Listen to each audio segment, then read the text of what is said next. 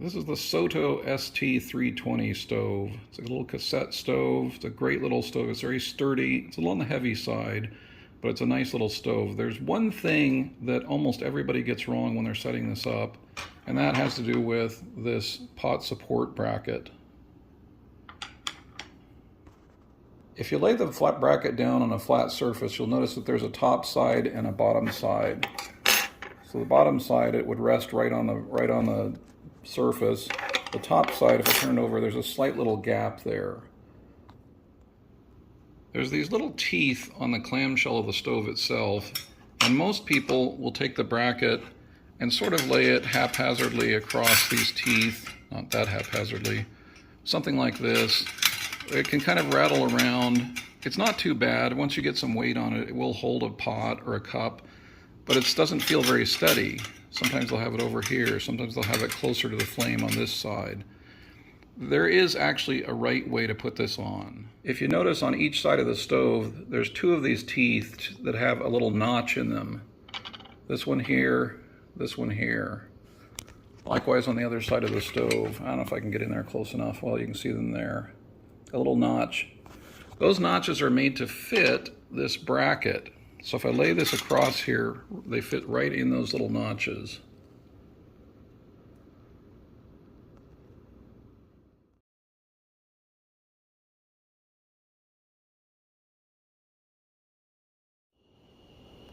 With that bracket installed in those notches, you can see that it lifts the support surface up to a little bit higher than where those teeth come out. So whatever size pot you're using will clear those teeth. I'll show you just a couple of examples. This is a GSI cup. It would normally fit in between those things, but it would sit crooked if it had to sit on one of the teeth. As it is right now, it sits up above the teeth because the bracket is lifting it up above there when the bracket's properly placed in those little notches.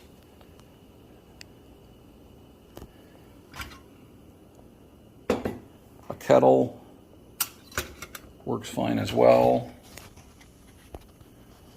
This is I think a fire maple kettle.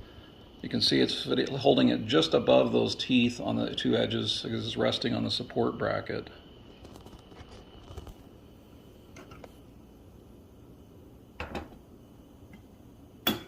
And even the old Stanley Adventure Cup, which is narrower. This is the original one, not the newer model. They have a newer one that's a little bit squattier and wider. This one's kind of narrow at the base, but it fits just fine on that bracket over the flame. And because it's up just a little bit higher than the teeth, it allows more space for that flame to spread out, and so you get more even heat on the bottom of whatever pot you're using.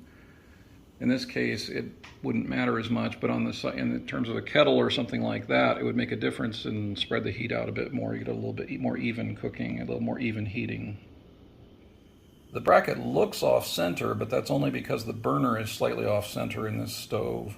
That's just where it sits once it's fully assembled. The bracket itself is actually sitting in the center of that clamshell area. It's sort of a Z shape, so it's on one side it's closer to the fuel, and the other side it's farther away, but in the center it's basically centered on that clamshell.